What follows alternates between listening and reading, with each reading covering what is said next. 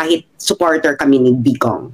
Kasi kami mga supporters ng mga Duterte, like for example, kung nag-positive sila sa hair follicle drug test, wala na, goodbye na, no? Goodbye na. Bubodyakin natin pareho. Yes, bubodyakin namin. Sira ulo pala kayo, nakikipaglaban kayo ng war on drugs, nagdodroga pala kayo. True. Diba?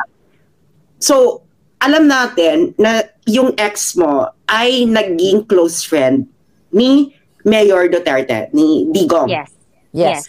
With all honesty, since uso naman, Maharlika, ang I have been told. Yeah, I have been told witness or diba yung I have been told on my weight, diba? Yeah. 10 years kayong naging partners ni Florendo. Yeah.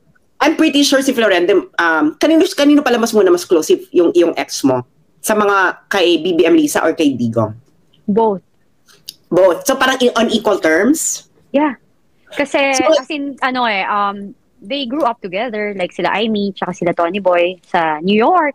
Laro sila, then si Duterte, past President Duterte is like, Davao, lumaki rin talaga sila. They're very close also. Kaya nga siya yung number 1 na financier nung campaign ni Digong eh. Yes, Florendo. Diba? It was written, diba? So, right.